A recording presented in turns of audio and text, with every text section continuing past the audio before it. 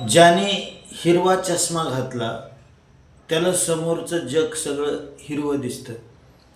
प्रत्यक्ष त्याला आता ते सर्व काही हिरवं दिसत आहे, परंतु ते हिरवं आहे का? ते हिरवं नाही. म्हणजे त्याला ते प्रत्यक्ष हिरवं दिसतंय तरी ते खोटं आहे. मला प्रत्यक्ष दिसणारी गोष्टही अशा पद्धतीने खोटी असू शकते. मला येणारा अनुभव अशाच पद्धतीने जरी मला सत्य वाटत असेल तरी तो खोटा असू शकतो. त्याला कारण जसं चष्मा आहे दिसण्याला, तसं मला हे जग दिसण्याला कारण माझं मन आहे. आणि म्हणून मन हे बदलत राहतं, तसा त्याचा अनुभव बदलतो. नजरेलाही धोका होतच असतो.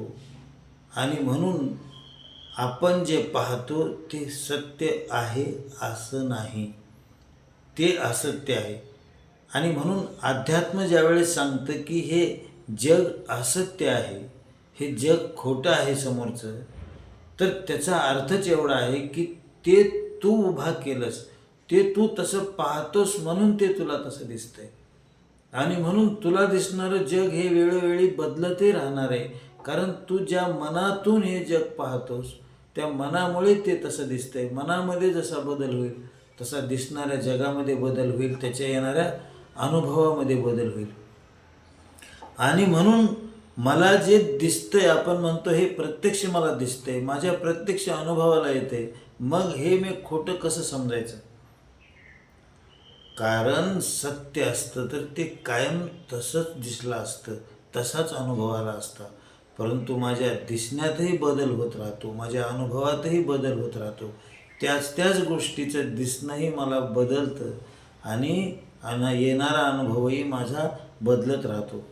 आणि म्हणून अंततः हे दिसतंय ते खोटं आहे, कारण हे बदलणारच आहे.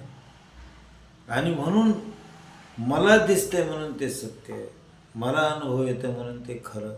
ही व्यावहारिक पातळीवरचं सत्य असू शकते, परंतु अंततः हे जगातला प्रत्येक गोष्ट, प्रत्येक अनुभव हा खोटा अशा पद्धतीने सिद्ध होत असतो.